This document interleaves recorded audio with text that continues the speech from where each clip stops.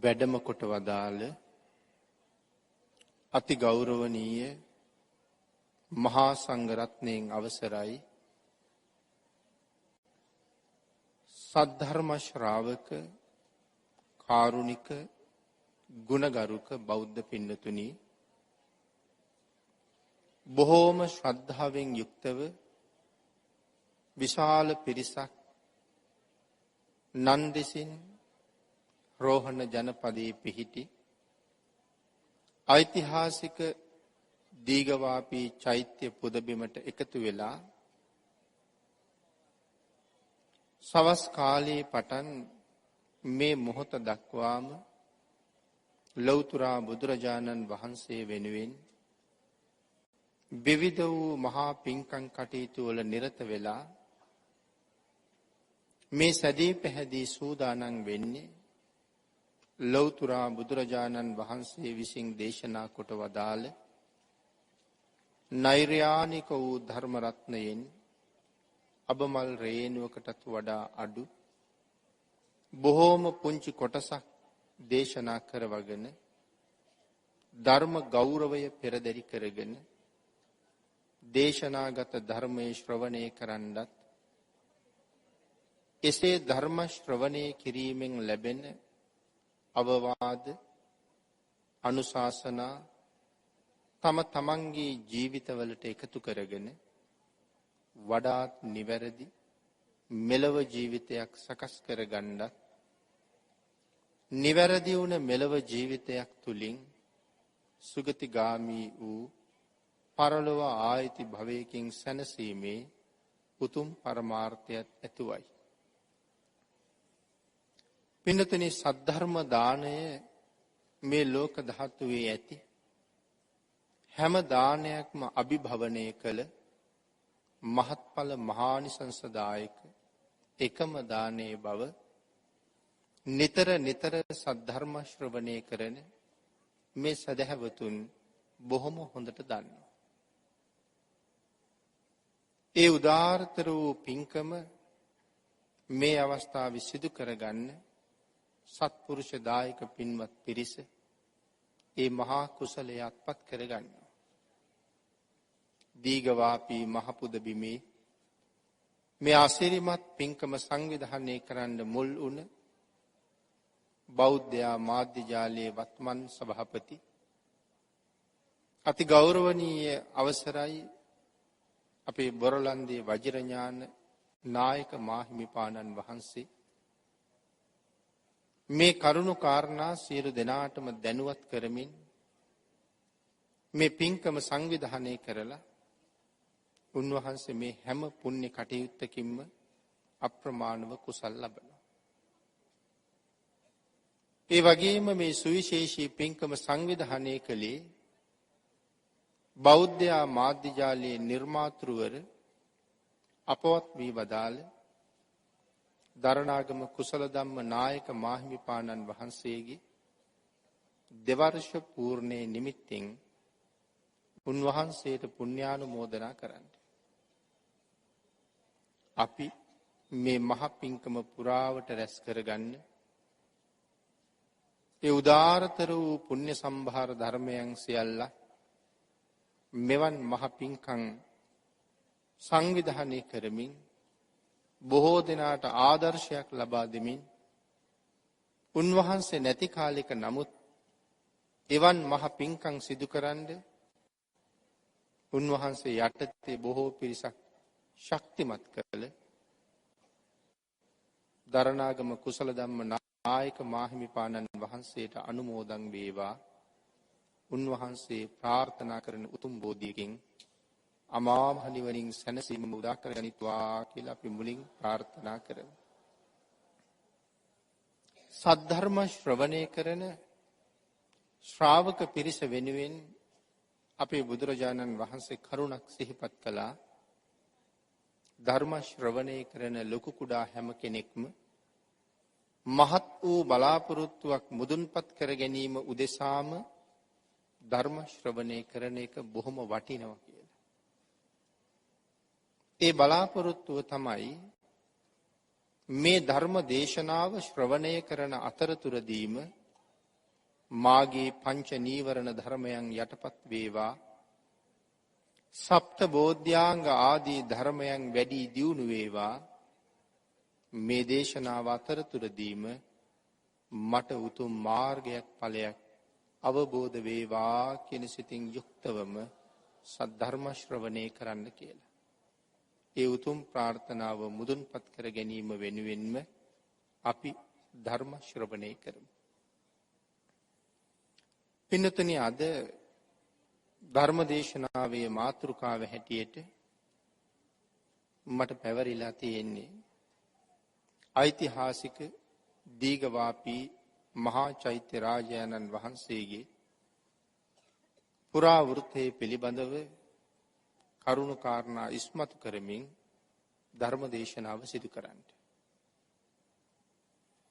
ලෞතර සම්මා සම්බුදුරජාණන් වහන්සේ මේ තම්බපණි භූමියට වැඩම කරන්න මුලින්ම අදහස් කොට වදාළේ මොන වාගේ අවස්ථාවකද, කොයි වාගේ කාරණාවක් නිමිති කරගෙනද ජන කාරණාව සිහිපත් කරමින් අපි චෛත්‍ය රාජානන් වහන්සේ පිළිබඳවත් කරුණු ටිකක් සාකච්ඡා කරමු.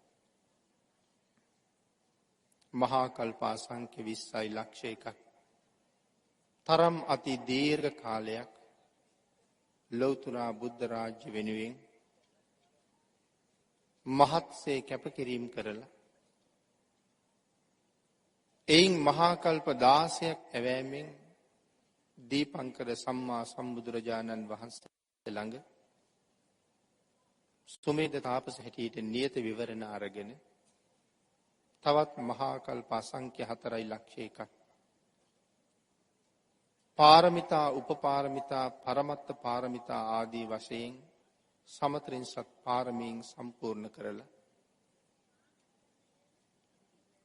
පාරමීන් අවසානයේ වෙස්සන්තර ආත්ම භාවයෙන් මනුලවින් චුත වෙලා දිව්‍ය ලෝකයේ උප්පත්තිය ලැබලා තුසිත භවනේ අවුරුදු 57 කෝටි 60 ලක්ෂයක් ආයුෂ සම්පූර්ණ කරලා දෙව්ලොවින් චුත වෙලා මහා මායා දේවීන් වහන්සේගේ කුස පිළිසිඳගෙන දසමස් ඇවෑනිමින් මනුලව උප්පත්තිය ලැබලා අවුරුදු 29ක් තරම් කාලයක් ගිහි ගෙදර ගිහි සැප විඳලා පංචකාමයේ ලෙඩක් හැටියට දැකලා සියලු සැප සම්පත් අලියම හෙළූ කෙළපිඩක්සේ යහක දාලා තව දින කීපයකින් ලැබෙන්න තියෙන සක්විති රජකම ගැන වසවත් මරු සිහිපත් කරද්දි එයද අත්හැර දාලා මහබිනික්මන් කළ මහ බෝසතාණන් වහන්සේ ලෞතර බුද්ධ රාජ්‍ය ලබාගෙන තමන් වහන්සේ අවබෝධ කරගත්තේ අති උතුම් නෛර්යානික වූ ධර්ම රත්නේ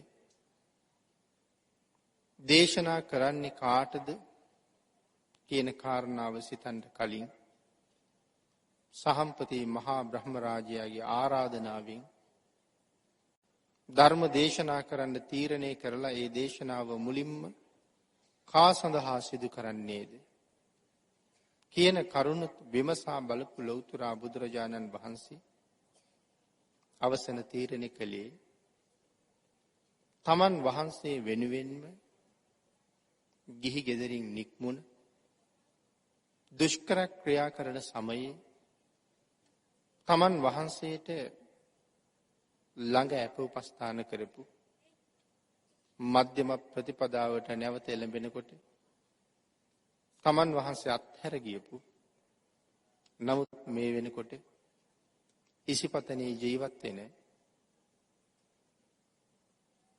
පස්වග මහණුන් වහන්සේලා අරමුණු කරගෙන මංගල ධර්ම දේශනාව සිදු කරන්න තීරණය කරපු ලෞතර බුදුරජාණන් වහන්සේ ඉසිපතනේට වැඩම කරලා වෙසක් පුර 15ක පෝය දවසේ ඉස්සරලාම තමන් වහන්සේ අවබෝධ කරගත්ත ඒ අති උතුම් වූ ධර්ම රත්නයේ ලෝක සත්වයාට දේශනා කළ දවසේ 18 කෝටියක් බ්‍රහ්ම රාජ්‍යෝ නිවන් අවබෝධ කළ බවත් නිවන් අවබෝධ කළ ධර්මාවබෝධ කළ දෙවියන්ගේ ප්‍රමාණය මෙතෙකයි නිමක් නැති මොහොතක මනුස්ස ලෝකෙන් එක පුද්ගලයෙක් පෙර පින් කරපු පාරමිතා පුරපු එක උතුමෙක් ඒ උතුම් ධර්මය අවබෝධ කරගත්තා. එයින් ප්‍රීතියෙන් ප්‍රීතියට පත්වෙච්ච ලෞතර බුදුරජාණන් වහන්සේ කොණ්ඩඤ්ඤ තාපසතුමාට ප්‍රශංසා කළා. පිළිවෙලින් දින 5ක් ධර්ම දේශනාව සිදු කරනකොට 5 දිනාම අති උතුම් සෝවාන් ආර්ය මාර්ග ඵලය ලැබුවා. අනත්ත ලක්ෂණ සූත්‍ර දේශනාව අහලා ඒ 5 දිනාම මහරහතන් වහන්සේලා බවට පත් වුණා. පින්නතුනි එදා රාත්‍රියේ යසකුල පුත්‍රයා ගිහි ගෙදර නිමක් නැති සැප විඳපු තවත් සිටු පුත්‍රයෙක්. යසකුල පුත්‍රයා කියලා කියන්නේ සුජාතා සිටු දිනියගේ පුත්‍ර රත්නය. මේ පුතා වෙනුවෙන් තමයි අජපල් නුගරුකේ රුක්ෂ දේවතාවට බාරයක් වෙලා තිබුණේ. ඒ බාරය ඔප්පු කරන එක දවසක තමයි මහබෝසතාණන් වහන්සේ දෙමුණ ගෙහුනේ. මේ කුමාරයා සිටු මාලිගාවේ කොයිතරම් සැප වින්දද කියන කාරණාව අපේ සූත්‍රවල වෙනම සඳහන් කරලා තියෙනවා. සිද්ධාර්ථ මහබෝසතාණන් වහන්සේ වගේම මාලිගා 3ක ඍතු 3ට ජීවත් වෙච්ච කෙනෙක්. මහබෝසතාණන් වහන්සේ යම්සේ අබිනිෂ්ක්‍රමණය කළේද යසකුල පුත්‍රයාත් තමන්ගේ පහේ සැතපීලා හිටපු දවසක තමන් සතුටු කරන නාටිකාංගනාවන් බොහෝසේ එළඹිලා නෘත්‍ය ගීත ආදීන් සතුටු කරන්න උත්සාහ කළා. නමුත් එදා ඒ කිසිවකට ඇහුම් කන්නදී පාඩුවේ නිදාගත්ත යසකුල පුත්‍රයා මධ්‍යම රාත්‍රියේ අවදි වෙනකොට පහය ආලෝකමත් කරන පහන් දීප්තිමත් විදිහට දැල්වෙමින් තිබුණා. නමුත් හවස් කාලේ දිව්‍යාංගනාවන් වගේ Taman සතුටු කරන්න වෑයම් කළ මේ කාන්තාවන් මේ මොහොතේ කොයි විදිහට සැතපීලාද කියන කාරණාව දැක්මෙන්ම ඒ පිළිබඳව කලකිරීමක් ඇති කරගත්ත යසකුල පුත්‍රයා රන් මිරිවැඩි සංගල පැලඳගෙන එහෙමම මාලිගාවෙන් පිටත් වෙන්න තීරණය කළා. සසර කොයිතරම් පින් කරලා තිබුණද දොරටුව ළඟට එනකොටත් වාහල්කඩ ප්‍රාකාරය ළඟට එනකොටත් වහලා තිබිච්ච සියලු දොරගුළු ප්‍රාකාරය දෙවියන් විසින්ම ඇරලා දුන්නා. දෙවියන් මේ ප්‍රාකාර දොරගුළු ඇරලා දීලා යසකුල පුත්‍රයා යොමු කළේ ඉසිපතනි දිහාටමයි. මහා කරුණා සමාපත්තියෙන් ලෝක ධාතුව බලා වදාළ අපේ බුදුරජාණන් වහන්සේ යස තමන් වහන්සේ සොයා පැමිණෙන බව මනාව දැනගෙන හිටියා. සොයා පැමිණි යසට භාග්‍යතුන් වහන්සේ ධර්ම දේශනා කළා. ඒ දේශනාව අවසානයේ මහා පුණ්‍යවන්ත යසකුල කුමාරයා දහසක් නයින් ප්‍රතිමන්විත වුණ අති උතුම් සෝවාන් ආර්ය මාර්ග ඵලය ලබා ගත්තා. නමුත් උදෑසන 5 නොසිටි යසකුල කුමරුවන් සොයන්ට බරණැස් සිටුතුමා හැම දිහාවටම අශ්වාරෝහකයන් පිටත් කරලා යවුවා.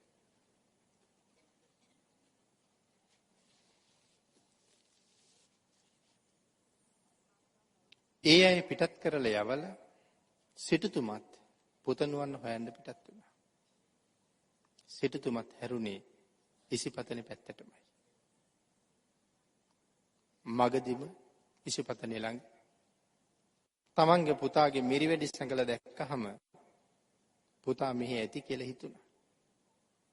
නමුත් බුදුරජාණන් වහන්සේ ළඟ යස කුමාරයා හිටියත් තාත්තට පෙනෙන්න ඉඩ දුන්නේ නැහැ. යස හොයාගෙන ආපු බර්ණස් සිටුමාටත් භාග්‍යතුන් වහන්සේ ධර්ම දේශනා කළා. සිටුමා සෝවාන් වුණා. ඒ දේශනාව අහගෙන හිටපු යස කුමරු සංසාර හිරගෙදරින් සදහටම සමුගත්ත අති උතුම් මහරහත් භාවයම ලබා ගත්තා. මොහොතක් යනකොට තමන් ළඟම දකින්ට ලැබුණු යස දැක්කහම සතුටටපත් වුණ බරණැස් සිටුතුමා ගෙදර යන්න යෝජනා කළත් අපේ භාග්‍යතුන් වහන්සේ සඳහන් කළේ මහ සිටුතුමනි යස නැවත ගෙදර යන්න සුදුසු කෙනෙක් නොවන බවයි. සෝවාන් ආර්යයන් වහන්සේ නමකට ඒ ඇයි කියන ප්‍රශ්නය බුදුරජාණන් වහන්සේගෙන් අහන්න තවත් අවශ්‍යතාවයක් නොතිබුණ නිසා භාග්‍යතුන් වහන්සේට ආරාධනාවක් කළේ ස්වාමීනි යස මහරහතන් වහන්සේත් සමගම දහවල මගේ මැදුරට දානෙට වඩින්න කියලා. අපේ බුදුරජාණන් වහන්සේ ඒ ආරාධනාවත් පිළිගත්තා. යස පැවිදි වුණ බව දැනගත්ත යාළුවෝ 54 දෙනා ඒ අයත් ශාසනගත වුණා. වස් කාලේ නිමා වෙනකොට ශාසනයේ භික්ෂූන් වහන්සේලාගේ ප්‍රමාණය 69ක් බවට පත් වෙලා තිබුණා. මහා කල්ප අසංඛ්‍ය ගණන් පාරමිතා පිරුවේ ශාසනයේ ලෝකෙ පිහිටවලා ලෝක සත්වයා සංසාරයෙන් එතර කරන්න. භාග්‍යතුන් වහන්සේ එහි එක මූලික පියවරක් හිටියට භික්ෂූන් වහන්සේලා 69 ආමන්ත්‍රණය කරලා ලෝක සත්වයාගේ හිතසුව පිණිස ඒ සියලු දෙනා සංසාරයෙන් එතර කිරීම පිණිස ලෝකයාට දහම් දේශනා කරන්න දෙදෙනෙකු එකමග නොවඩින ලෙස අවවාද කරලා ප්‍රථම රහත් 69 ධර්ම ප්‍රචාරය යොදවලා අපේ බුදුරජාණන් වහන්සේ උරුවෙල් දනව බලා වැඩම කළා. ඒ අතරතුර මදක් විවේක ගත්ත බුදුරජාණන් වහන්සේ කප්පාසික වනල හැබෙදී භාග්‍යතුන් වහන්සේට මුණ ගැහුණා. කොසල් රජුරුවන්ගේ ඥාති රජ කුමාරවරු 30 දෙනෙක්. ඒ බද්දවග්ගීය කුමාරවරු. ඒ අයටත් ධම් දේශනා කළා. ඒ අයත් ශාසනගත වුණා. ඒ 30 දෙනා බුද්ධ ශාසනයේ අති උතුම් පැවිද්ද ලබා ගත්තා. අපේ භාග්‍යතුන් වහන්සේ උරුවෙල් දනව්වටම වැඩම කළා. එනිතින උරුවෙල් දනව්වේදී උරුවෙල කාශ්‍යප, නදී කාශ්‍යප, ගයා කාශ්‍යප මේ වගේ ජටිල සහෝදරයෝ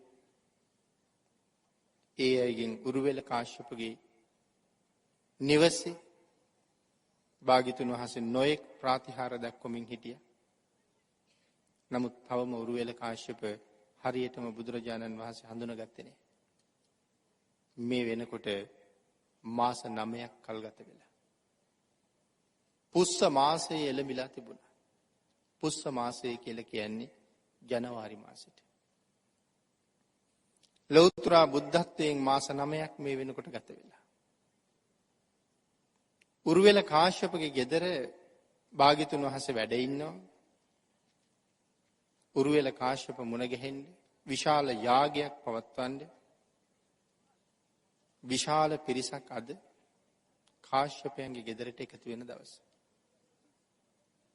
කාශ්‍යපයන් කල්පනා කළා මේ මහ ශ්‍රමණයා අද මේ පිරිස රැස් වුණාට පස්සේ මොකක් හරි ප්‍රාතිහාර්යයක් දැක්කුවොත් එහෙම මේ පිරිස මම පිළිබඳව තියෙන ඇල්ම කැමැත්ත අද නැති වෙනවා. මේ මහා ශ්‍රමණයා පිළිබඳව ඇල්ම කැමැත්ත වැඩි වෙනවා. එහෙම හිතුණා. කාශ්‍යපයන්ගේ සිතුවිල්ල බුදුරජාණන් වහන්සේට දැනුණා. ඒ නිසා කල්පනා කළා කාශ්‍යපයන්ගේ ශ්‍රාවක පිරිස තව දුරටත් ඔහු සම්මාදිට්ඨික කරගන්න තුරු ඔහු ළඟම ඉතුරු කරලා මං ඉවත් වෙන්න ඕන කියලා. අන්න එහෙම තීරණය කරපු අපේ බුදුරජාණන් වහන්සේ කාශ්‍යපයන්ට කාශ්‍යපයන්ගේ කටයුතු වලට ඉඩ දීලා තමයි ප්‍රථම වතාවට මේ තම්බපන්නි භූමියට වැඩම කොට වදාළේ. දුරුතු මාසේ පුර පසළොස්වක පොය දවසේ. පින්නතුනේ ලංකාදීපේ ඒ වෙනකොට ජීවත් වුණේ යක්ෂයෝ. යක්ෂ ගෝත්‍රිකයින් නෙමේ හැබැවින්ම බෝමාටු යක්ෂයින් තමයි ජීවත් වුණේ. අපේ භාග්‍යතුන් වහන්සේ වැඩම කොට වදාළේ මහා නාගවනයේට. ඒ කියන්නේ අද මහියංගන භූමියට.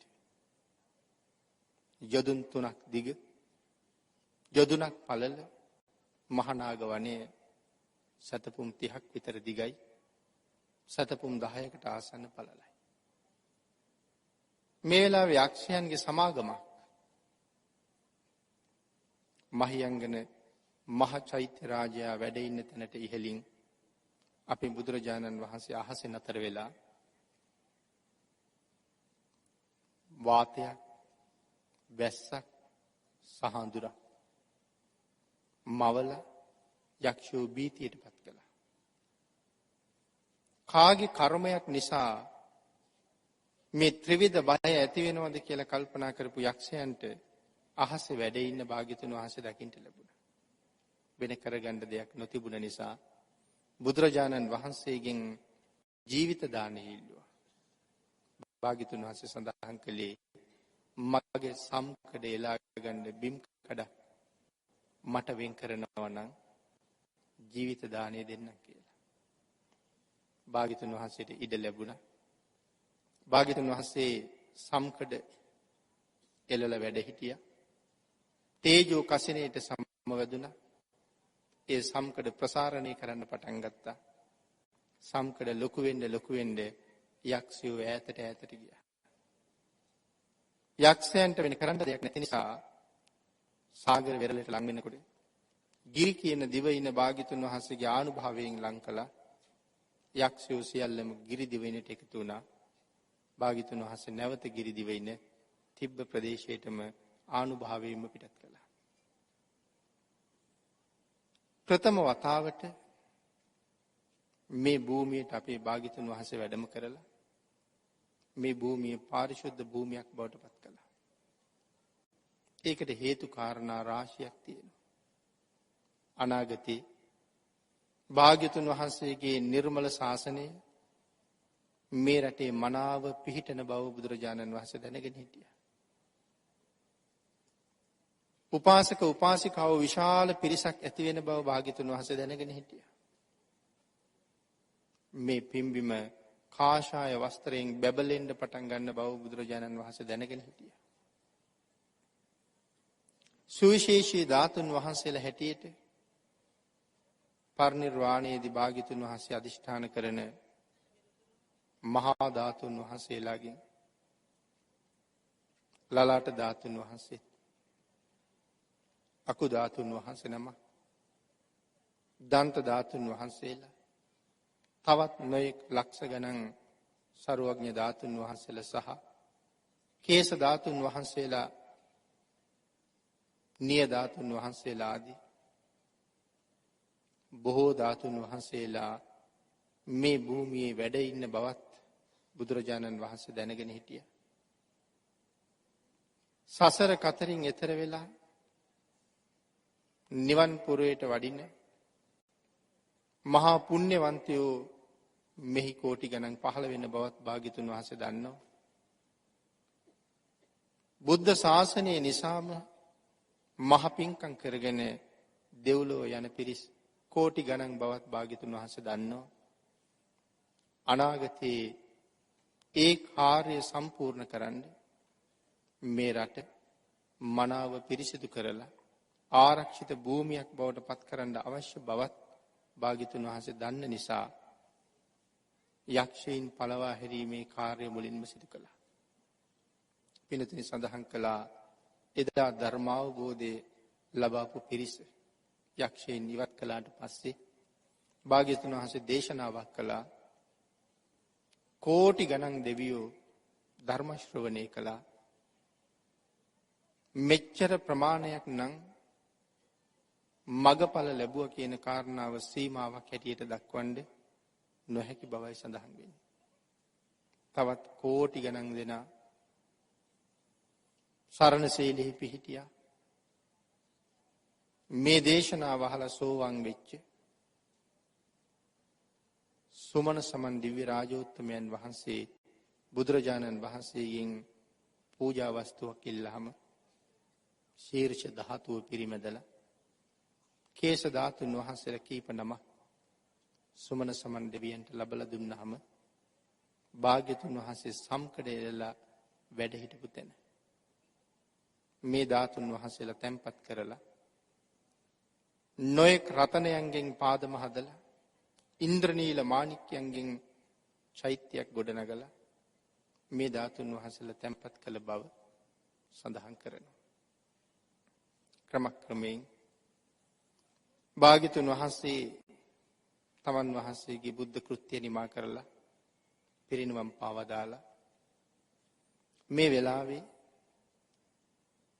සරියුත් මහරහතන් වහන්සේ අසුරු කළ සරියුත් මහරහතන් වහන්සේ ළඟ කටයුතු කළ සරභූ කියන මහරහතන් වහන්සේ භාග්‍යතුන් වහන්සේගේ ආදාහනය වෙන චිතකයෙන් බුදුරජාණන් වහන්සේගේ ග්‍රීවා ධාතුන් වහන්සේ අරගෙන ඇවිල්ලා මහියංගන චෛත්‍ය රාජයා අද පිහිටලා තියෙන තැන සුමන සමන් දෙවි රජුන් ඉදි කළ ඉන්ද්‍රනීල මාණික්‍ය මය චෛත්‍ය ළඟ තැන්පත් කරලා නැවත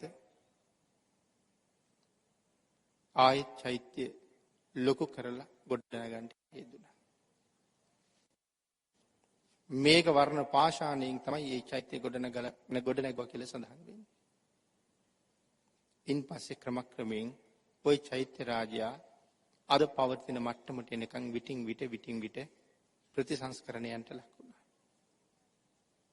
බුද්ධත්වයෙන් අවුරුදු 5ක් විතර සම්පූර්ණ වෙනකොට නාගදීපි චූලෝදර මහෝදර කියන නා රජවරු අතර මිනි පළඟකට ගැටුමක් ඇති වුණා. ඒ සංසිඳවන්නත් අපේ බුදුරජාණන් වහන්සේ වැඩම කළා. මහා අන්ධකාරයක් මවල නාගයින් භීතියට පත් කරලා කරුණු කාරණා පැහැදිලි කරලා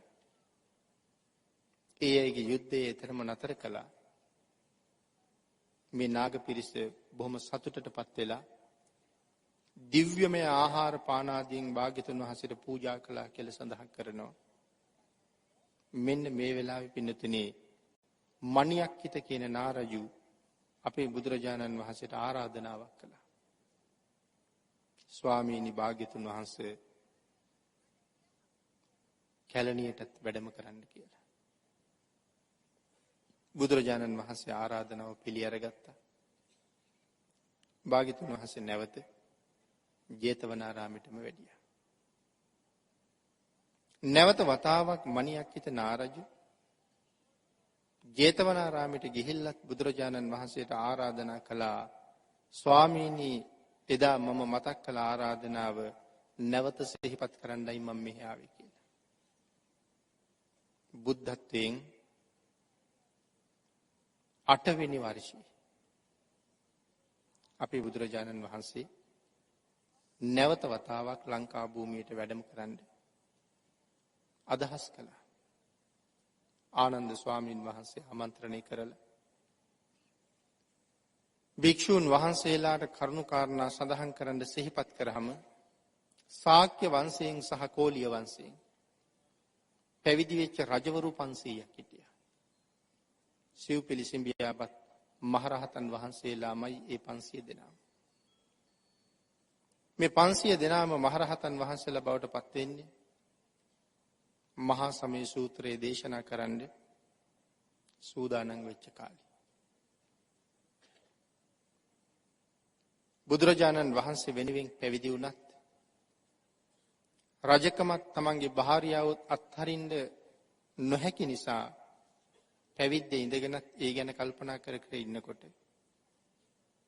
භාග්‍යතුන් වහන්සේ කරුණු කාරණා දැනගෙන කුණාල පොකුණ ළඟට තමන් වහන්සේගේ ආනුභාවයෙන් එක් කරගෙන ගිහිල්ලා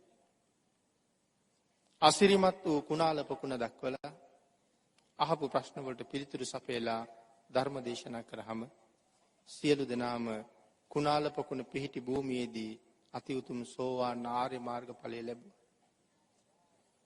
තමන් වහන්සේගේ ආනුභාවයෙන් එක් කරගෙන ආපු මේ 500 දෙනාට දැන් ආපහු තමන්ගේ ආනුභාවයෙන් එන්න පුළුවන් නිසා භාග්‍යතුන් වහන්සේ කලින් වැඩම කළා. භාග්‍යතුන් වහන්සේ හිමාලයේ විශාල සාල වෘක්ෂයක් ළඟ වාඩි වෙලා ඉන්න වෙලාවේ වැඩ ඉන්න වෙලාවේ මේ භික්ෂුන් වහන්සේලා බුදුරජාණන් වහන්සේට වන්දනා කළා. බුදුරජාණන් වහන්සේගෙන් කමඨහන් ඉල්ලගත්තා. 500 දෙනාට කමඨහන් දීලා ඉවර වෙනකොට මුලින්ම කමඨහන් ගත්ත භික්ෂුන් වහන්සේ පත්කඩයක් අරගෙන භාග්‍යතුන් වහන්සේ ළඟට ඇවිල්ලා. වෙන කිසිවක් නිසා නෙමෙයි තමන් සංසාරයෙන් සමුගත් බව, සතර අපායෙන් සමුගත් බව, නැවත නූපදින බව, අති උතුම් අරහත්ත්වයේ සිව්පිලි සිඹියා සහිතව ලැබපු බව බුදුරජාණන් වහන්සේට දැනුම් දෙන්නයි මේ ඇවිල්ලා ඉන්නේ. භාග්‍යතුන් වහන්සේ වන්දනා කරලා පිටිපස්ස හැරිලා බලනවා මම ලැබූ උතුම් ඵලය භාග්‍යතුන් වහන්සේට ප්‍රකාශ කරනකොට තව කවුරුවත් අහගෙන ඉඳීද කියලා. හැරිලා බලනකොට දෙවණියට කමඨහන් ගත්ත ස්වාමින් වහන්සේ පිටිපස්සේ. උන්වහන්සේ තරහත් වෙලා ඒ බව කියන්නේ ඇවිල්ලා. ස්වාමීනි මම සිව්පිලි සිඹියා සහිතව අරහත්ත්වයේ ලැබුවා කියන කාරණාව භාග්‍යතුන් වහන්සේට නොකියා බුදුරජාණන් වහන්සේට වන්දනා කරලා නැගිට්ටා. එකට හැදුන ගිහි ගෙදර එකට හිටපු රජකම් කරන කාලේ එකට සහෝදරත්වයෙන් රජකම් කරපු මේ රජවරු තමන් රහත් වුණ බව අනික් කෙනා දැනගන්නවට කැමැත්තක් දක්වපු නැති බව එයින් මනාව ප්‍රදර්ශනය වෙනවා. ඒ තරම් මේ ශාසනයේ නිහතමානී. මේ ශාසනයේ උතුම් ඵලයකට පැමිණිච්ච කිසි කෙනෙක් ඒ බව කාටවත් කියන්න ගියපු බවක් අපි කොතනවත් ධර්මයේ සඳහන් වෙලා නැහැ. ආචාර්යවරයාට භාග්‍යතුන් වහන්සේට සඳහන් කළා පමණයි. ඒ තරම්ම නිහතමානී. මහරහතන් වහන්සේ ළඟ තියෙන්නේ උතුම් ප්‍රාර්ථනා දෙකයි. මම අති උතුම් අරහත්ත්වයේ ලබාගත බව මේ ලෝකෙ වෙන කිසි කෙනෙක් නොදැන ගනිත්වා. මම ලැබූ උතුම් ඵලය අන් සියලු දෙනාම ලබා ගනිත්වා. ඒ වාගේ ප්‍රාර්ථනා දෙකක් විතරයි උන්වහන්සේ ළඟ තියෙන්නේ. මෙන්න මේ භික්ෂුන් වහන්සේලා 500 දෙනාම ලංකා භූමියට වඩින්න භාග්‍යතුන් වහන්සේත් එක්ක සූදානම් වෙනවා. ඊට අමතරව 80 මහා ශ්‍රාවකයන් වහන්සේලාත් වඩිනවා. බුදුරජාණන් වහන්සේ සුගන්ධ කුටියෙන් එළියට වඩින්න තුරු මේ භික්ෂුන් වහන්සේලා රැස් වෙලා වැඳගෙන බලාගෙන ඉන්නවා භාග්‍යතුන් වහන්සේ කොයි මොහොතේ සුගන්ධ කුටියෙන් එළියට වඩීද කියලා. සවැත් නුවර ජේතවනාරාම සුගන්ධ කුටිය ළඟ බුදුරජාණන් වහන්සේ වෙනුවෙන් ඉදිවෙච්ච පොකුණු තියෙනවා. ඒ වගේම බුදුරජාණන් වහන්සේ වෙනුවෙන් ඉදිවෙච්ච තව සුගන්ධ කුටි කීපයක් තියෙනවා. සලල කුටිය, කලේරු කුටිය, කෝසම්බ කුටිය, අනික තමයි ගන්ධ කුටිය. සුගන්ධ කුටි 4ක් ජේතවනාරාමේ තිබිලා තියෙනවා. සලල කුටිය ළඟ අපූරු පොකුණක් තිබුණා. නොඑක් සිය ගණන් දහස් ගණන් වර්ණවත් මල් වලින් ඒ පොකුණ පිරීලා තිබුණ බවත් කට ගාවට ජලයේ පිරීලා කපුටෙකුට නමුත් ඉවුරේ ඉඳලා පොකුණෙන් ජලය බොන්න සුදුසු මට්ටමේ තිබුණ බවත් සඳහන් කරනවා. නාගස්, සපුගස්, අශෝක ගස්, සල් ගස් මේ විවිධ වෘක්ෂයන්ගෙන් ඒ ප්‍රදේශයේ මනාව ගැවසිලා තිබුණ කියලා සඳහන් කරනවා. මෙන්න මේ සලල කුටියේ ඉන්නවා මහ පුණ්‍යවන්ත නාගරාජයෙක්. ඒ නාගරාජයාගේ නම සුමන. භාග්‍යතුන් වහන්සේ සුමනටත් කතා කළා ලංකා භූමියට වඩින්න. සුමන තමන්ගේ පිරිසත් එක්කම ලෑස්ති වුණා භාග්‍යතුන් වහන්සේත් එක්ක ලංකාවට එන්න. සුමන නාගරජුරුවන්ගේ පරිවාර පිරිස කෝටි 6ක නාග පිරිසක් කියලා සඳහන් කරන්නේ. මේ සියලුම දෙනා බුදුරජාණන් වහන්සේත් එක්ක මේ පිම්බිමට වැඩම කරන්න සූදානම් වුණා. සුමන නාරජු පොකුණ ළඟ තිබුණ එක චම්පක රුකක් වර්තමානයේ සඳහන් කරන එක සපු ගහක් කියලා. ගලවලා අරගත්ත භාග්‍යතුන් වහන්සේට සෙවණ හදන්න.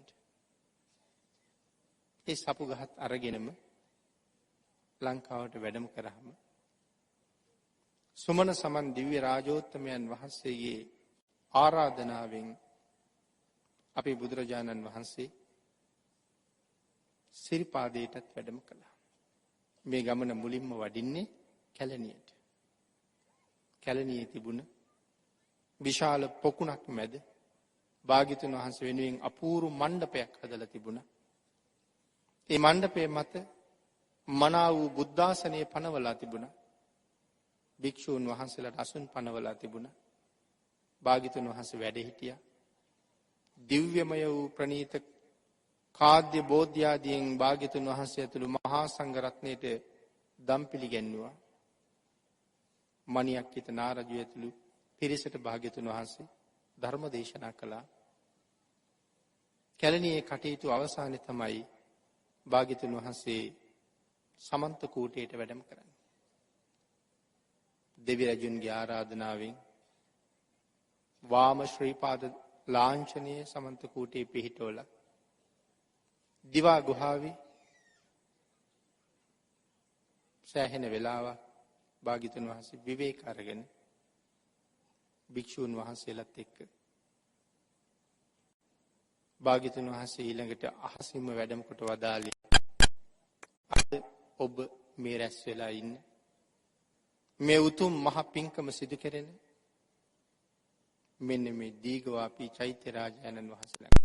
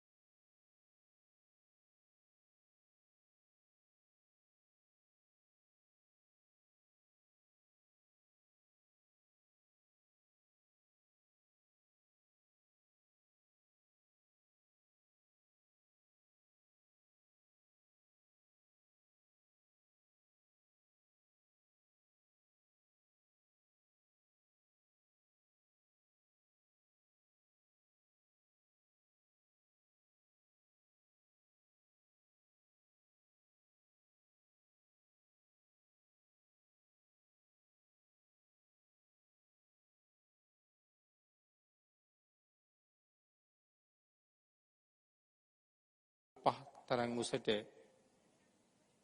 ඒ ඉන්ද්‍රනීල මාණික්‍යමය සෑය කරඬුවක්සේ එතනම තියෙනකොට සෑය වට කරලා මේ මහ සෑය ගොඩනගපු බව සඳහන් වෙනවා. ලෞතර බුදුරජාණන් වහන්සේගේ අසීමාන්තික බුද්ධ ගුණය, භාග්‍යතුන් වහන්සේගේ බුද්ධ බලය, ඒ ශක්තිය මේ භූමිය වෙනුවෙන් භාග්‍යතුන් වහන්සේ ඉතුරු කරපු දායාද කරපු අවස්ථා ලංකා බිමේ බොහොමයි. පින්තුනි සඳහන් කරනවා දජග්ග සූත්‍ර අට කතාවේ. එතකොට අපි පිටකේම තියෙනවා ඒ කාරණා.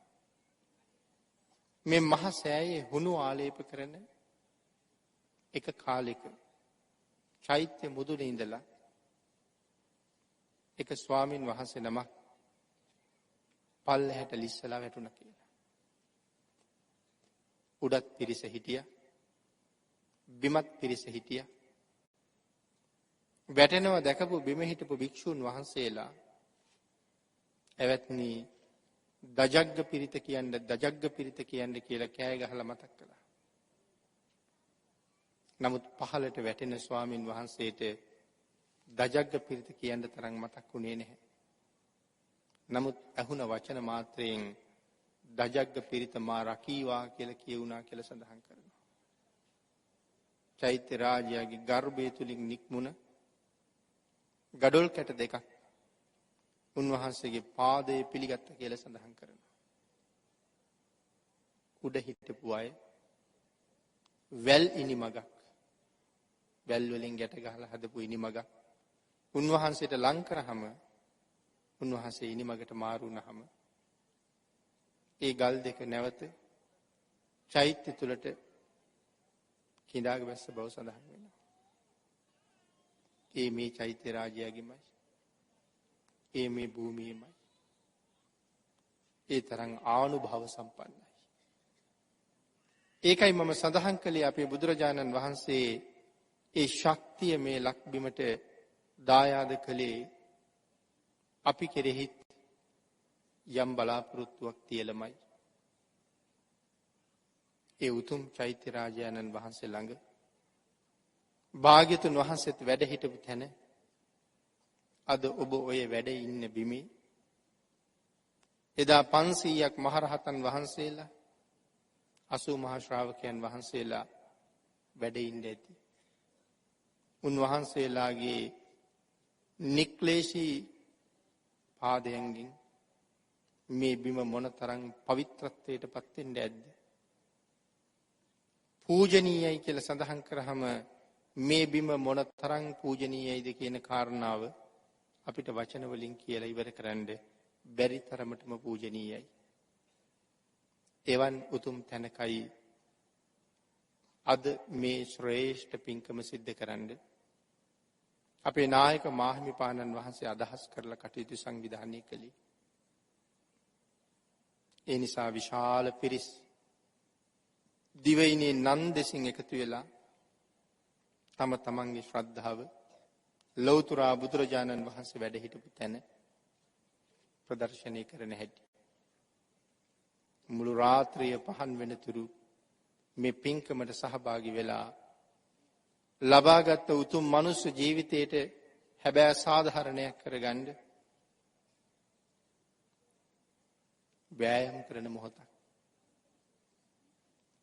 පින්තුනි අපේ බණ පොත්වල සඳහන් වෙනවා පතාක පේත වස්තුව කියලා එක කතාවක්. ඒ කතාවට මේ චෛත්‍ය රාජයා බොහොම සම්බන්ධ බවයි සඳහන් කරන්නේ. මේ චෛත්‍ය රාජයා නිරුපද්‍රිතව වැඩ හිටපු කාලේ බොහෝ සදහවතුන් වැඳ පුදාගෙන පුද පූජා පවත්වලා නිවන් මඟ සොයාගත්ත බව, සුගති මඟ සොයාගත්ත බව අපි කිසි කෙනෙකුට සැකයක් නැහැ. මේ වාගේ මහ සෑයක් දැකලා චිත්ත ප්‍රීතිය ඇති කරගත් අය මේ මොහොත වෙනකොට දෙව්ලොව උප්පත්තිය ලැබලා මේ පින්කම් දිහා බල බල කොච්චර සතුටු වෙනවද? මේ තැන්වල බණ භාවනා කරලා පුද පූජා පවත්වලා අරහත්ත්වය ලබා ගත්ත අය කොච්චරද? ඒ බණ භාවනා තුලින් සකදාගාමි අනාගාමි වගේ අති උතුම් ආර්ය මාර්ගයන් ලබාගෙන දෙව්ලොව බඹලොව උප්පත්තිය ලැබපු කී දෙනෙක් අද මෙවන් මහ පින්කම් දිහා බලනවා සතුටු වෙනවා අනුමෝදන් වෙනව ඇද්ද? ආන්ෙදා මහ පින්කම් කරගත්ත සමහර අය චෛත්‍ය රාජානන් වහන්සේට දජ පතාක පූජා කළා.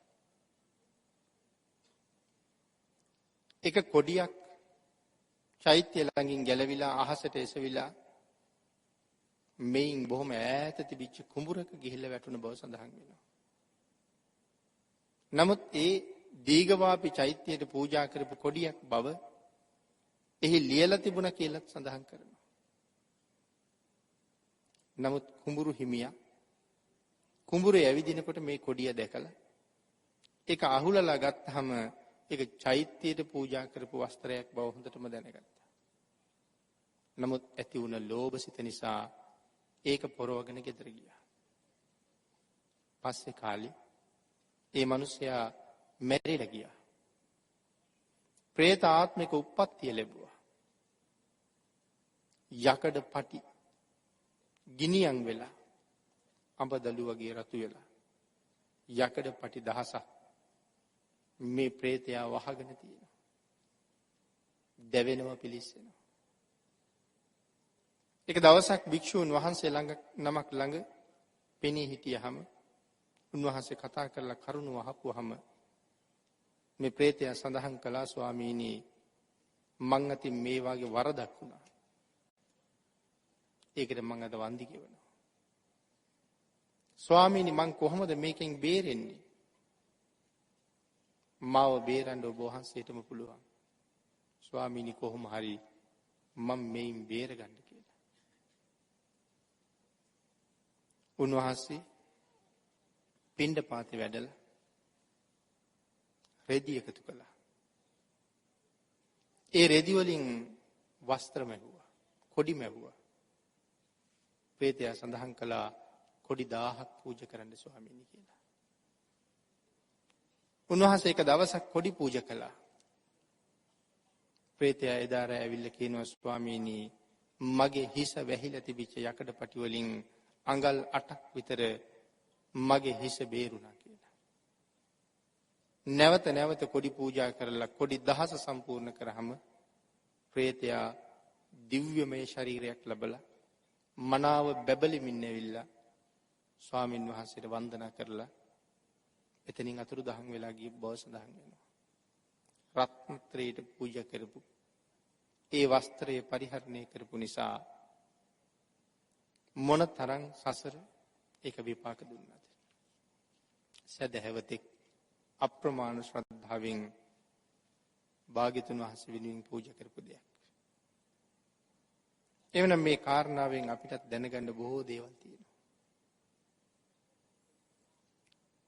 එනතුරු මේ උතුම් පුණ්‍ය භූමියේ විතරක් නෙමෙයි අපේ භාග්‍යතුන් වහන්සේ තවත් විශේෂ ස්ථාන 16ක වැඩ සිටිය බව, සමාධියට සමවැදුන බව, මහ පොළොව කම්පා කළ බව, ලෝක සත්වයාට වෙනුවෙන් අපරිමිත කරුණාවෙන් ලෞතර බුද්ධත්වයේ ලබාගත් අපේ බුදුරජාණන් වහන්සේ ලංකා භූමියේ අපිට සුවිශේෂී අනුකම්පාවක් දක්වලා තියෙන බව, අපි වෙනුවෙන් විශේෂ කැපකිරීමක් කරලා තියෙන බව මේ කාරණාවෙන් මනාව පැහැදිලි වෙනවා. අපේ බුදුරජාණන් වහන්සේ අපි වෙනුවෙන් දානය කරපු ධාතුන් වහන්සේලගේ ප්‍රමාණය මෙච්චරක් කියලා අපිට සඳහන් කරලා ඉවර කරන්න බැරි තරම්. භාග්‍යතුන් වහන්සේගේ ශරීර ධාතුන් වහන්සේලා ආදාහන පූජාවෙන් පස්සේ බෙදලා දුන්නාම මහා කාශ්‍යප මහරහතන් වහන්සේ නැවත වතාවක් ඒ ධාතුන් වහන්සේලා එකතු කළා. නමුත් පින්නතුනි රාම ග්‍රාමයට ලබලා දුන්න ධාතුන් වහන්සේලා එකතු කළේ නැහැ. ඒකට හේතුව තමයි ඒ ධාතුන් වහන්සේලාට වෙන්නේ මොකක්ද කියන කාරණාව භාග්‍යතුන් වහන්සේ කලින් දේශනා කරලා තියෙන නිසා. රාම ග්‍රාමයට ලැබුණ ධාතුන් වහන්සේලා නැවත මේ ලංකා භූමියටම ලැබෙන නිසායි ඒ ධාතු කරඬුව මහා කාශ්‍යප මහ රහතන් වහන්සේ නැවත ආපහු ගත්තේ. ඒ ධාතු කරඬුවේ වැඩ හිටපු ද්‍රෝණයක් ධාතුන් වහන්සේලා තමයි අනුරාධපුරේ මහසය ගර්භයේ තැන්පත් කරලා දත් වැඩ ඉන්නේ. මහසෑයට උඩින් භාග්‍යතුන් වහන්සේ යමක මහා ප්‍රාතිහාර්ය දැක්වුවා. තෝපාරාම චෛත්‍ය රාජයා මස්තකෙහි භාග්‍යතුන් වහන්සේ යමක මහා ප්‍රාතිහාර්ය දැක්වුවා. ලෞතර බුදුරජාණන් වහන්සේ පිරිනිවන් පෑවට පස්සේ මේ අති උතුම් ප්‍රාතිහාර්ය දැක්වුවේ අවස්ථා දෙකක ඒ මේ ලංකා භූමියමයි. එහෙනම් ලක්මව මොනතරම් වාසනාවන්තද කියන කාරණාව තව අමුතුවෙන් කරුණු කියන්න අවශ්‍ය නැහැ කියලා මම හිතනවා. එවන් බිමක ඉපදෙන්න ඔබ මම මොනතරම් පින් කරන්න ඇද්ද? අපේ බුදුරජාණන් වහන්සේ භාග්‍යතුන් වහන්සේගේ විශාලතම සරුවඥ ධාතුන් වහන්සේ ලලාට ධාතුන් වහන්සේ ලබා දුන්නේ වෙන කොහාටවත් නෙමෙයි ඒත් මේ පිම්බිමටමයි. සේරු කියන විල ළඟ වරාහ කියන පොකුණ සමීපේ භාග්‍යතුන් වහන්සේ වැඩ ඉඳලා නැවත වතාවක් මහ පොළොව කම්පාවට පත් කළා. සුමන නාගරාජයාට සඳහන් කළා මේ බිම ඔබ ආරක්ෂා කරන්න ඕන කියලා. සමාධියට සමවැදිලා මහ පොළොව කම්පා වුණාම පුදුම ප්‍රීතියකට පත්වෙච්ච සුමන තමන් අතේ තියාගෙන ඉන්න සපු ගහේ තිබිච්ච මල් නෙලලා බුදුරජාණන් වහන්සේට පූජා කළ බව සඳහන් කරනවා. භාග්‍යතුන් වහන්සේගේ සුමනගේ මුව මඩල දිහා බලහම ඔහු බොහොම ගෞරවනීය විදිහට සිනහ වෙලා බුදුරජාණන් වහන්සේගෙන් අහනවා ස්වාමීනි මගෙන් මොකවත් කරන්න තියනවද කියලා. මගෙන් මොනවද කෙරෙන්න තියෙන්නේ කියලා. අපේ බුදුරජාණන් වහන්සේ සඳහන් කළේ සුමන ඔබෙන් කෙරිය යුතු විශේෂ කාර්යය තමයි මේ බිම ආරක්ෂා කරන එක. ඒ වෙලාවේ නම් නාරජු සඳහන් කළේ ස්වාමීනි මම ඊට වඩා කැමති සලෙල කුටිය ළඟට වෙලා දෙතිස් මහා පුරුෂ ලක්ෂණයන්ගෙන් බැබලෙන ෂඩ්වර්ණ රශ්මියෙන් බැබලෙන භාග්‍යතුන් වහන්සේ දිහා බලන්න.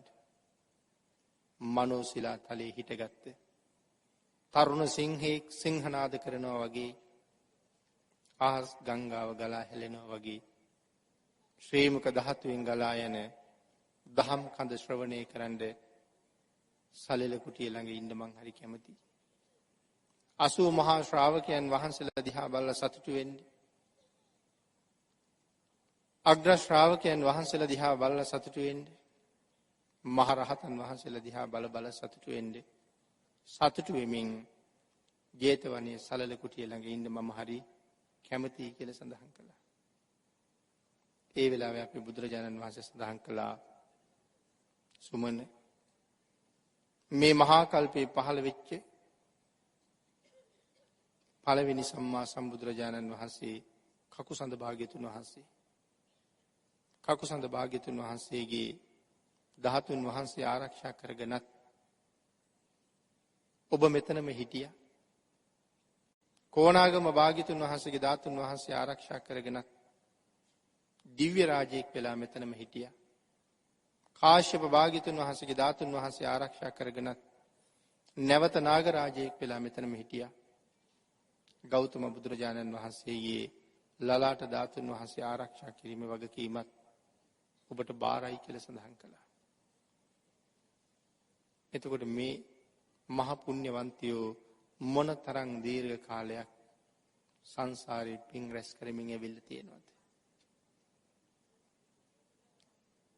නාගරාජය ඇතුළු කෝටි 6ක නාගසේනාව මංගල චෛත්‍ය පිහිටින භූමියම නතර කරලා බුදුරජාණන් වහන්සේ ජේතවනාරාමයට වැඩියහම මේ නාගරාජයාගේ අම්මා බුදුරජාණන් වහන්සේගෙන් ඇහුවේ ස්වාමීනි මගේ පුතා කෝ කියලා. භාග්‍යවතුන් වහන්සේ සඳහන් කළේ ඔහුට નિયમિત වගකීම බාර කරලා තියලාවා කියලා. එහෙම කාරණාවක් තමයි සිහිපත් කරන්නේ. එහෙම නැත්නම් අනාගතේ ලලාට ධාතුන් වහන්සේ වැඩ ඉන්න තැන ආරක්ෂා කරන්න අතර කළා කියලා. ඒක තමයි ඔහුගේ කාර්යය. එහෙනම් ස්වාමීනි මමත් යා යුතුයි. නැවත භාග්‍යවතුන් වහන්සේ දකින්න එන එක දුර්ලභයි. මට අවසරයි කියලා වන්දනා කරලා අම්මත් එක්ක හිටපු කෝටි 6ක නාගසේනාවකුත් අරගෙනම තමයි ඒ නාගමානවිකාවත් ලංකාවට ආව කියලා සඳහන් කරන්නේ. එහෙනම් අද මංගල මහසෑය ළඟ කෝටි 12ක නාගසේනාවක් ආරක්ෂාවට නතර වෙලා ඉන්නවා කියන බව අපිට බුද්ධ දේශනාවෙන්මයි ප්‍රත්‍යක්ෂ වෙලා තියෙන්නේ. මේ ස්ථානයේ භාග්‍යවතුන් වහන්සේ ඒ විදිහටම ආරක්ෂක දෙවිවරු නතර කළා. මහසෑය ළඟ භාග්‍යවතුන් වහන්සේ ඒ විදිහටම ආරක්ෂක දෙවිවරු නතර කළා. විශාල රූප නමින් තූපාරාම මහසෑය ළඟ පටවිපාල නමිනුත් මේ ස්ථානයේ මහාසේන නමිනුත් කතරගම කිරිවෙහෙල ළඟ මහා ഘോഷ නමිනුත් මිරිසවැටි මහසෑය ළඟ ඉන්දක නමිනුත් ආරක්ෂක දෙවිවරු භාග්‍යවතුන් වහන්සේ නතර කරලා තියෙන බවත් තවත් 12 ස්ථානයේ අනික් ස්ථානවල ඒ සඳහා ආරක්ෂාවට දෙවිවරු පත් කරලා තියෙන බවත් අපේ ධර්මයේම සඳහන් කරනවා. මහා සේන දිව්‍ය රජුරු මේ මහ පිංකම දිහා බල බල මොනතරම් සතුටටපත් වෙනව ඇද්ද? කොයිතරම් පිං රැස් කරගන්නව ඇද්ද? බුද්ධාන්තරයේ පවතින තාක්කල් මේ පින්බිම ආරක්ෂා කරන්න මොනතරම් බැඳිලා ඉන්නවද? ඒ අය සංසාරේ මොනතරම් ශක්තිමත් පුණ්‍යවන්තයෝ බවට පත් වෙනවද? පෙර චෛත්‍යයක් ආරක්ෂා කරපු එක පුණ්‍යවන්තයෙක් අපේ ශාසනයේ හිටියා උපවාන කියලා. රහතන් වහන්සේ නම. ඊට විශාල දේහයක් තිබුණ බව සඳහන් කරනවා. බුදුරජාණන් වහන්සේ පිරිනිවන් පාන ආසන්න මොහොතේ උපවාන මහරහතන් වහන්සේ ළඟට ආවම භාග්‍යවතුන් වහන්සේ සඳහන් කළා උපවාන අයින් වෙන්න මෙතනින් කියලා. කීප වතාවක් මෙහෙම සඳහන් කළා. භික්ෂුන් වහන්සේලා ඇහුවා. ආනන්දයන් වහන්සේ ඇහුවා ස්වාමීනි ඇයි උපවාන මහරහතන් වහන්සේට අයින් වෙන්න කියන්නේ? ඒ වෙලාවේ සඳහන් කළා උපවාන මෙතන ඉන්න නිසා තව බොහෝ දෙනෙකුට තියෙන අවස්ථාව අහිමි වෙනවා. සාමාන්‍යයෙන් රහතන් වහන්සේ නමකට දෙවියෙකුට රහතන් වහන්සේ නමකගේ ශරීරය හරහා බලන්න බෑ පින්නතුනි. අපේ ශරීරය හරහා නම් බලන්න පුළුවන්. දෙවියෙකුට රහතන් වහන්සේ නමකගේ ශරීරය හරහා බලන්න බෑ. හැබැයි පේන්නේ නැත්නම් රහතන් වහන්සේගේ ඉස්සරහින් අතර වෙලා බලන්න පුළුවන්. නමුත් සඳහන් කරනවා උපවාන මහරහතන් වහන්සේ ඉන්න තැන ඇවිල්ලා ඉස්සරහින්වත් හිටගන්න දෙවියෙකුට ශක්තිය නැහැ කියලා. ඒ මොන හේතුව නිසාද? පෙර බුදුරජාණන් වහන්සේ නමකගේ ධාතුන් වහන්සේලා ආරක්ෂා කළා යක්ෂයෙක් වෙලා ඉඳගෙන. ආන්ගේ අනුභවය නිසා. එනම් මහා සේන දිව්‍ය රාජයා මොනතරම් ආනුභව සම්පන්න කුසලයක් මේ ස්ථානයේ ඉඳගෙන රැස් කරනවද? සංසාරේ කොයිතරම් පින් කරන්න ඇද්ද? භාග්‍යතුන් වහන්සේගේ ධාතුන් වහන්සේ ආරක්ෂා කරන්න. කොයිතරම් කාලයක් ඒ වෙනුවෙන් ප්‍රාර්ථනා කරලා පාරමිතා පුරන්නේ නැද්ද? අපේ බුදුරජාණන් වහන්සේ අපිට මොනතරම් අනුකම්පා කරලාද? මේ පුණ්‍ය භූමියට ලැබිච්ච භාග්‍යතුන් වහන්සේගේ දායාද මේ කෝටි ලක්ෂයක් සක්වලේ වෙන කිසිම තැනකට ලැබිලා නැති දායාද. මුලිනුත් සිහිපත් කළා ඒ තරම් දායාද සමුදායක් ලැබිච්ච භාග්‍යතුන් වහන්සේගේ මහා කරුණාවට ලක්වෙච්ච මේ භූමිය වටා 3 වතාවක් භාග්‍යතුන් වහන්සේ ප්‍රදක්ෂිනා කරලා පිරිත් සජ්ජායනා කරලා ආරක්ෂා කරපු මේ දිවයිනේ ඉපදෙන්න මේ ලෝකේ මනුෂ්‍ය ජීවිත ලබාපු අන් හැමතෙම වඩා අපි විශේෂයෙන් පුණ්‍යවන්ත වෙන්න ඕනේ පින්නතුනි. අපේ බුදුරජාණන් වහන්සේ මාරයා ළඟ අභීත ප්‍රකාශයක් කළා එක අවස්ථාවක. මුලින්ම අබිනිෂ්ක්‍රමණය කරනකොටත් මාරයා අබිනිෂ්ක්‍රමණය කරන්න එපා සක්විති රජකම බාර ගන්න කියලා සඳහන් කළා. නමුත් මරුගේ වචනේ දෙකන් නොදෙනකොට මාරයා කල්පනා කළේ හොඳයි. හැබැයි නමුත් ඇහෙන් කනෙන් නාසයෙන් දිවෙන් ශරීරයෙන් මනසින් මේ සලායතනයන්ගෙන් කොයි මොහොතක හරි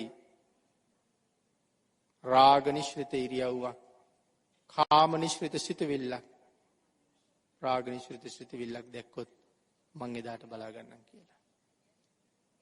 මාරයා මහ බෝසතාණන් වහන්සේ ළඟට වෙලා අවුරුදු 7ක් එක දිගට හිටියා.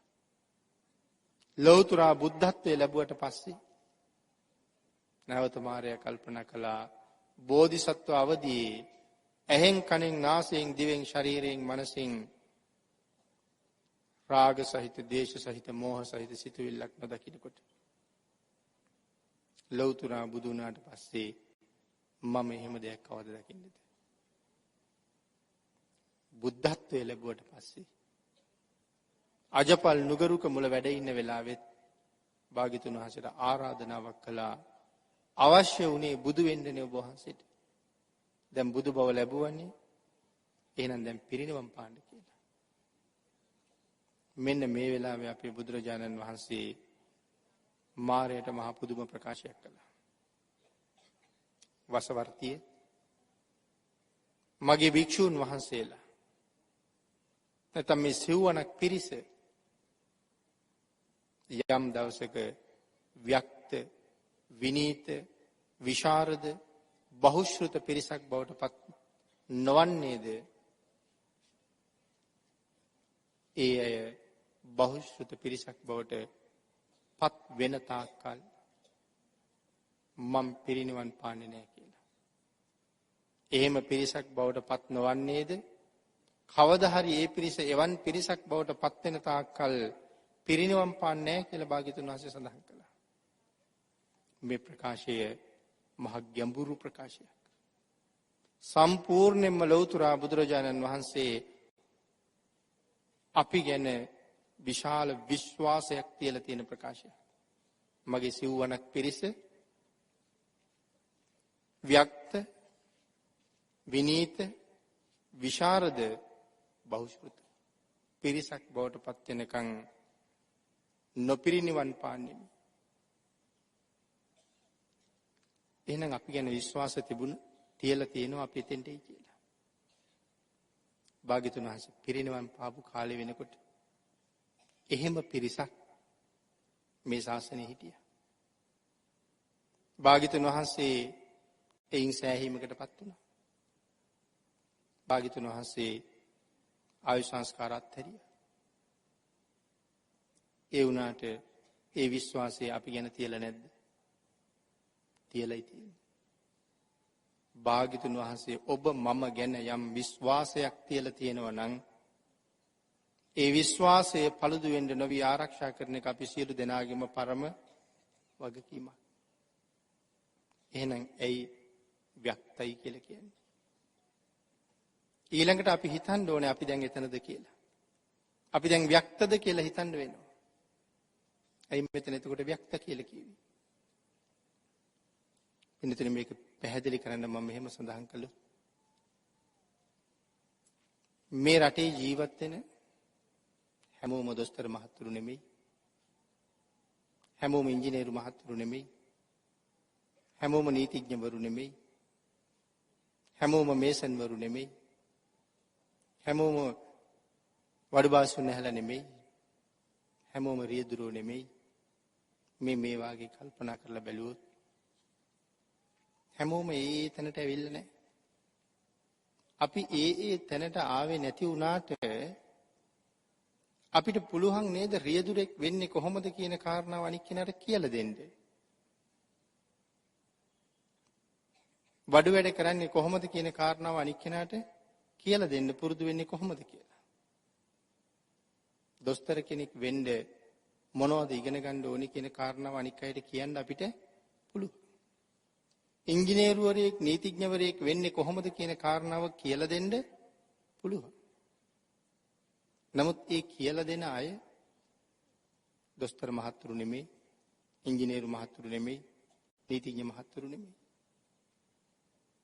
ඉස්කෝලේ යන්න පටන් අරගෙන සාමාන්‍ය පෙළ විභාගේ පාස් වෙලා ඊළඟට උසස් පෙළට වෛද්‍ය විද්‍යාවට අවශ්‍ය විෂය ධාරාවන් තෝරගෙන ඒක පාස් කරගෙන විශ්වවිද්‍යාලයට ගිහිල්ලා ඒ සඳහා අවශ්‍ය විෂය ධාරාවන් ටික එතන හදාරලා ඒ විශේෂිත පුහුණු වීම කටයුතු නිමා වුණාට පස්සේ වෛද්‍යවරයෙක් වෙන්න පුළුවන් කියන කාරණාව කියන්න මේ රටේ ඉන්න ඕන කෙනෙකුට උගත් නූගත් කාටත් පුළුවන්. ඒක එතන තියෙන ව්‍යක්ත බව. ඒක කියන්න පුළුවන්. හැබැයි මෙතන කතා කරන්නේ මේ ශාසනයේ තියෙන ව්‍යක්ත බව පිළිබඳව. ඒ කාරණාව අපි ඔක්කොටම කියන්න පුළුවන් වුණාට භාග්‍යතුන් වහන්සේ අපෙන් බලාපොරොත්තු වුණ නිවන් මඟ ගැන කියන්නේ අපි හැමෝටම පුළුවන්ද? වෛද්‍යවරයෙක්, ඉංජිනේරුවරයෙක් වෙන හැටි කියන්න උගත් නූගත් හැමෝටම පුළුවන්. ඒක කියලා දුන්නහම මනාව ඒ මඟ ගියපු කෙනෙක් වෛද්‍යවරයෙක් වෙනවා. ඉංජිනේරුවරයෙක් වෙනවා. යම් ප්‍රමාණයකට හරි ගියපු කෙනෙක් යම් ප්‍රමාණයකින් හරි සෑහෙනවා. ඒක කියලා දෙන්න පුළුවන් වුණාට අපි මේ ශාසනයේ නිවන් මඟ පිළිබඳව දන්නේ නැහැ. ආන් ඒ පිළිබඳව ව්‍යක්ත බවක් ඇති කරගන්න කියලායි මෙතන කියන්නේ. ත්‍රිපිටකයේ තියෙනවා, අටුවාවේ තියෙනවා නිවනට යන්නේ කොහොමද? සතර පායෙන් මිදෙන්නේ කොහොමද කියලා. ඒ වුණාට සිව්වනක් පිරිස හැටියට විශේෂයෙන් භික්ෂු භික්ෂුණී උන්වහන්සේලා යම් ප්‍රමාණයක් එහෙම නැත්නම් හොඳටම මඟ දැනගෙන නිවැරදිව ගමන් කරලා අවබෝධ කරගත්තට, තේරුම් අරගත්තට, දැන ඉගෙන ගත්තට උපාසක උපාසිකා කියන පිරිස ඒ පිළිබඳව කොහොමත් ලොකු දැනුමක් නැති අය. ඒ වුණාට බුදුරජාණන් වහන්සේ බලාපොරොත්තු වුණේ අපි හැමෝම ඒක දැනගනී කියලා. ඒ විශ්වාසය එතකොට අපෙන් ඈත් වෙලා. බුදුරජාණන් වහන්සේගේ මතය තුල මේ සිව්වනක් පිරිසම නැහැ. හැමෝම නැහැ කියලා නෙමෙයි මම සඳහන් කරන්නේ. ඉන්නවා. නමුත් එක එක මතවාද. එක බුදුරජාණන් වහන්සේගේ දහම